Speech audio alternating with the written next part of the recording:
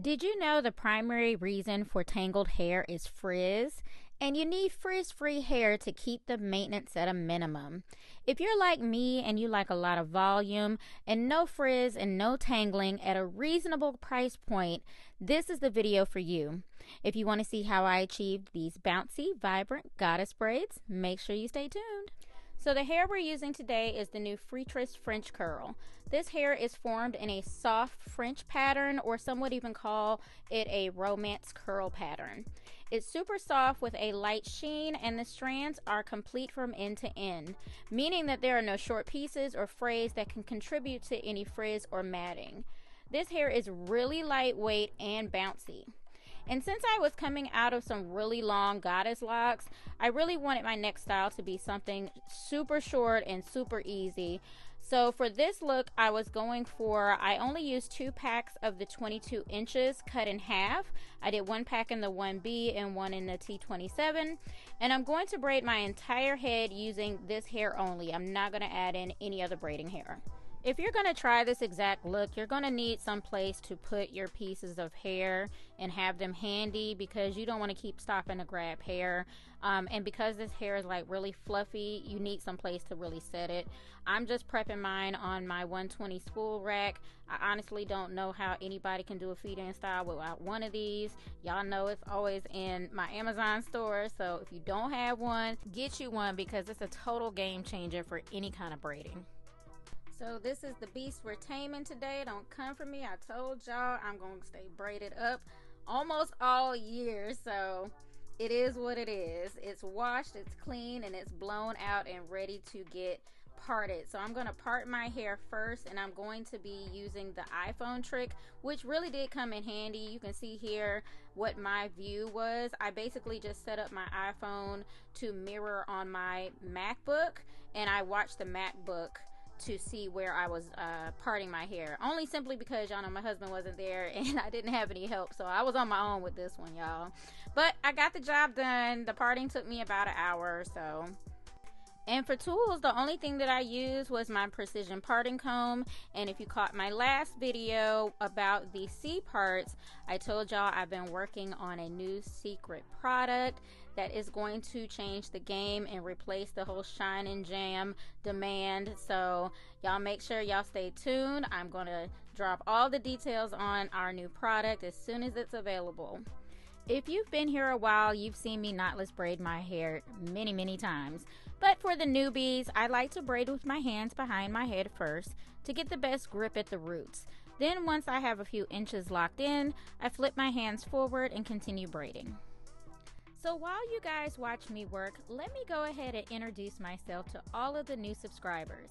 Hi guys, I'm Vandy, and I specialize in all things protective styles. We've grown a lot here on this channel from the series Braid School, where I teach everyone from beginners to experts everything I know about braiding, natural hair, and protective styles.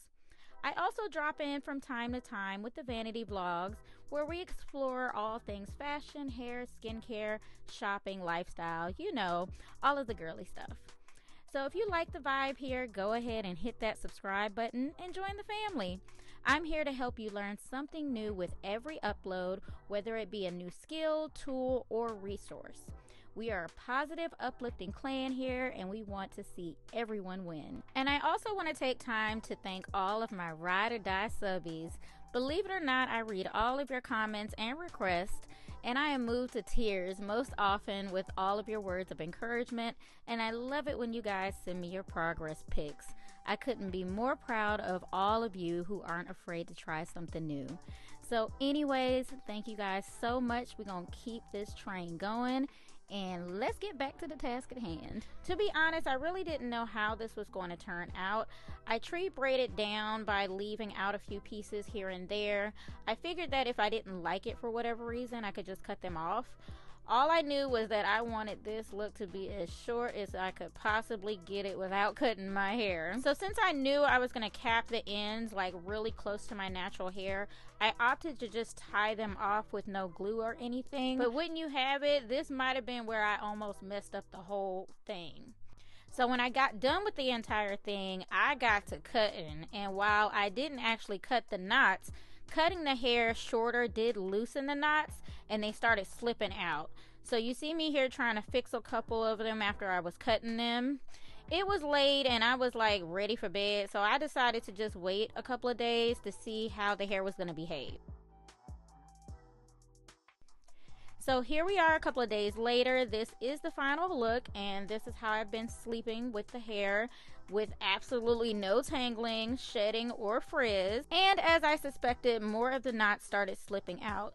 So I just went ahead and secured them all with rubber bands, which actually worked out a whole lot better. They blended in just fine, and I'm sure if you were to wear this hair much longer, you can still get away with tying them off and adding a little drop of nail glue to secure the knots. So as I'm doing this voiceover right now, it's been a full week and I have been wearing this hair with so much ease. I get a million compliments a day and still no frizz, no tangling, and no matting.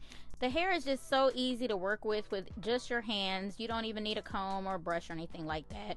Just twirl it with your hands and get that curl to wrap around itself, and it does what it's supposed to do. And the curls just kind of add that little extra pizzazz, as you can see with all the different styles I tried. So let's answer a couple of questions. Will this hair work with all hair types? I would actually say yes. It's just going to depend on how you install this. If you have fine hair and you want this braided look, you probably are not going to want to do the knotless braid method.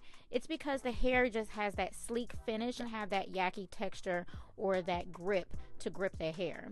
So I would suggest doing either a traditional box braid or rubber banding your sections and crocheting the hair through the root, then beginning your braid from there.